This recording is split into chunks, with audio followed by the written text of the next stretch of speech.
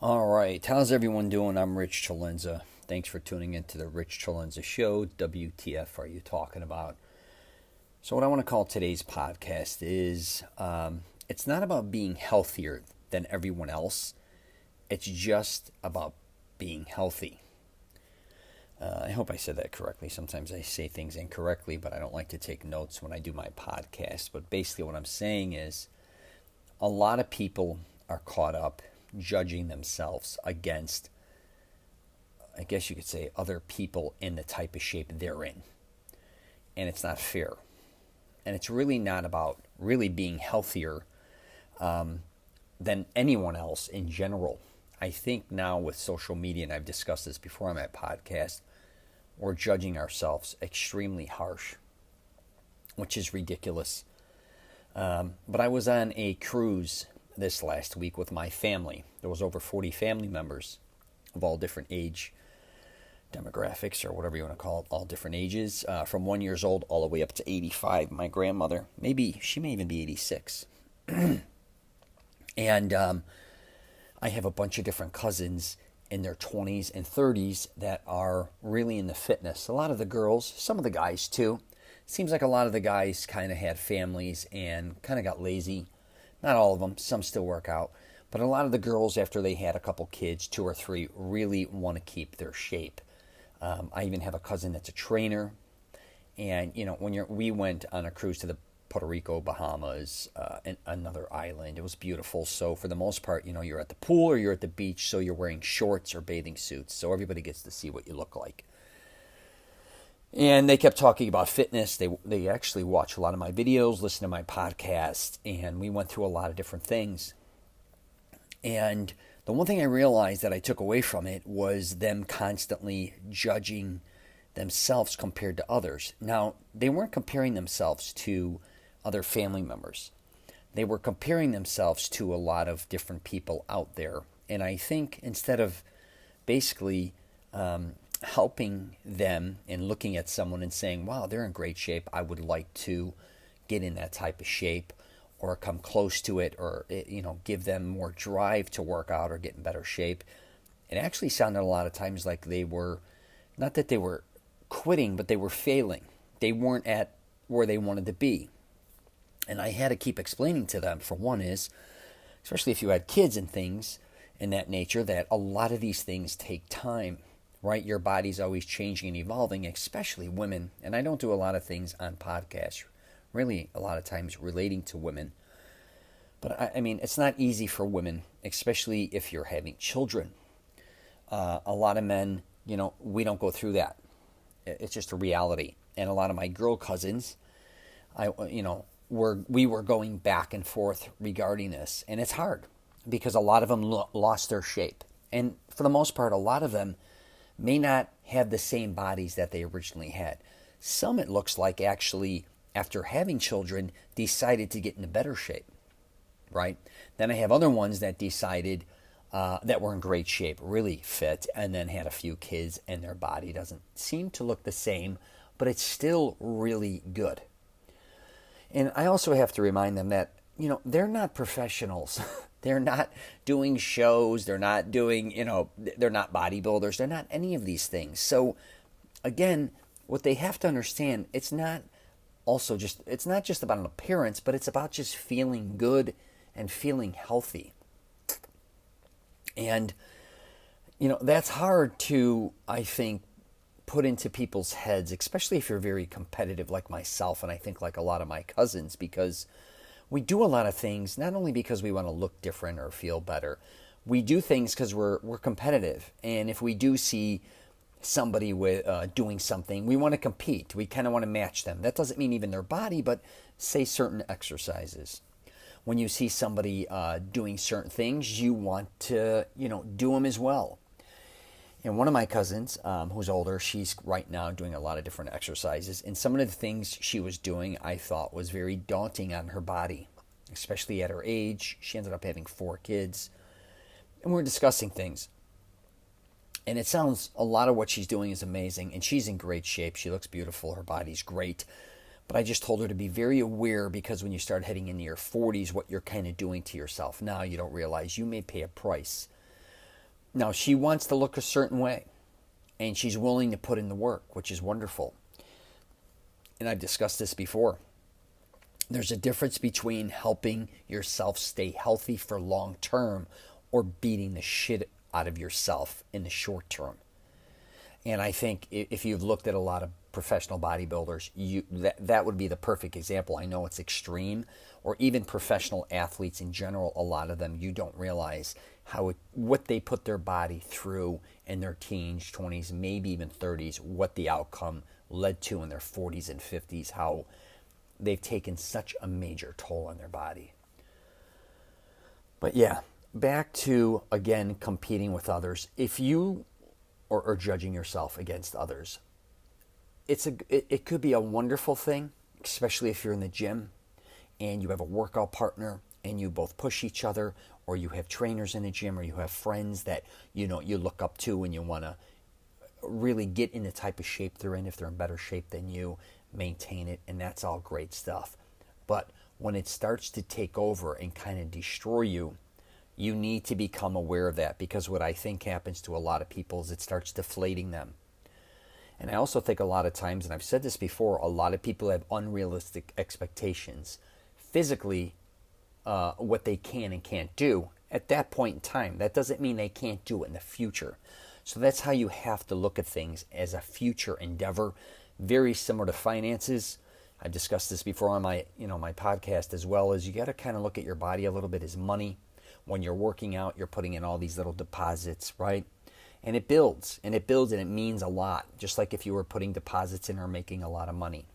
But let's be realistic here. You're not going to always make $1 million in a year, right? Or you're not going to make $1 billion in a decade. Whatever the case may be, that's kind of how you have to look at your body. You have to look at it like it's going to take time to get there. And it's really the journey along the way. And you don't realize just by being a little healthier goes a long way. I'm kind of the king of the bullshitters, I think, when it comes to being healthy and not healthy. My trick, and what really drove me, is not only my insecurity, but I've always said I love Italian food, or I love eating. Nothing is going to stop me from eating what I want to eat. What I've done to be able to do that is work out. So I never miss workouts for the most part. And I try to work out 4 or 5 times a week. And when I work out hard, mainly with weights or swimming or whatever the case may be. I work out hard, but I eat hard. So it kind of, in my eyes, it's kind of balancing.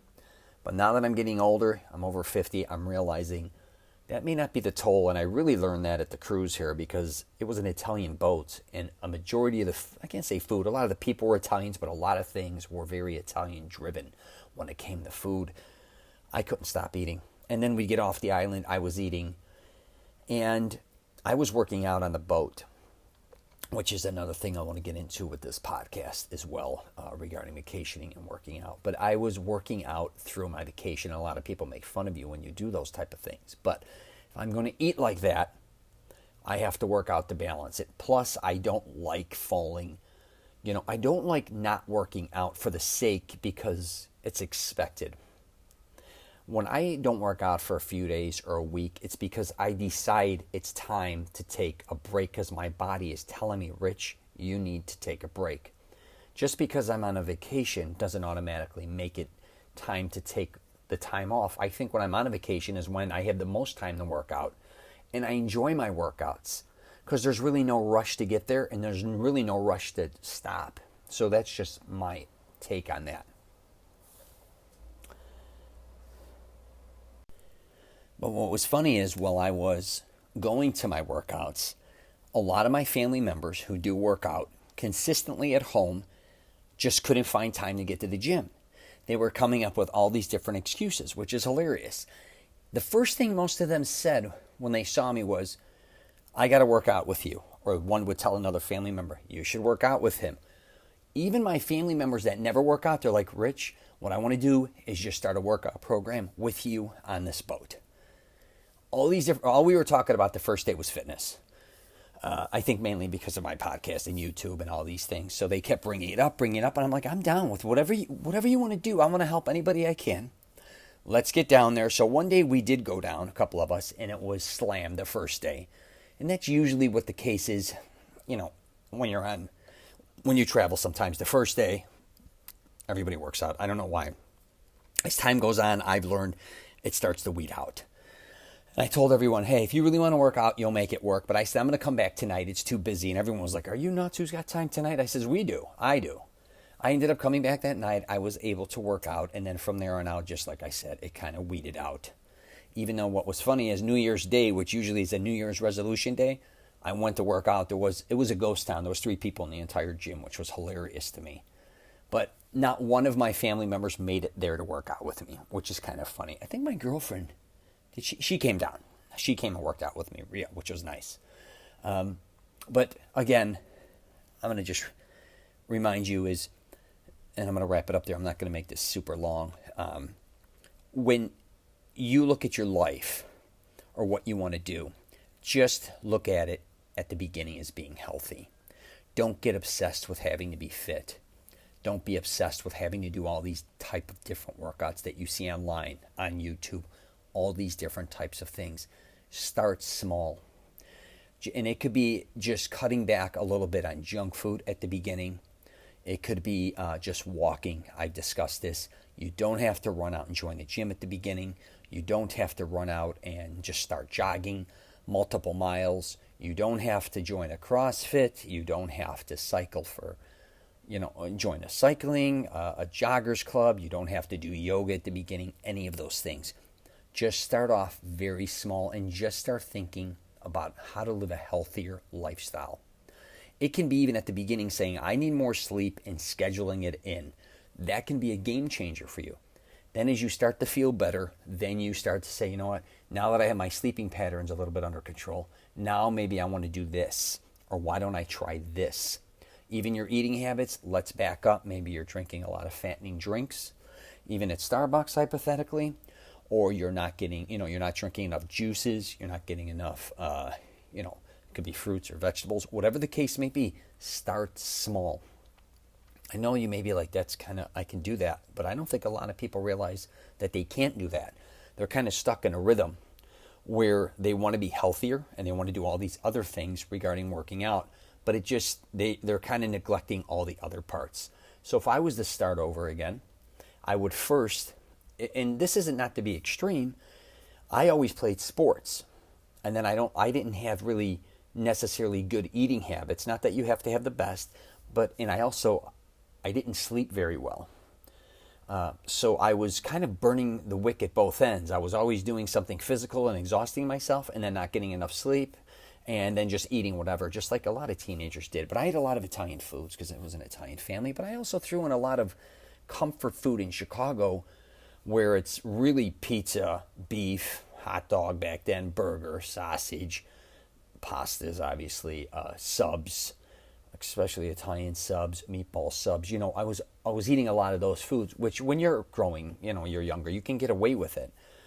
But if you're still eating those foods as an adult, which I know I am off and on, but I'm just telling you, if you are younger or whatever age you are, just start backing off a little bit. Don't get obsessed with what everyone else is doing.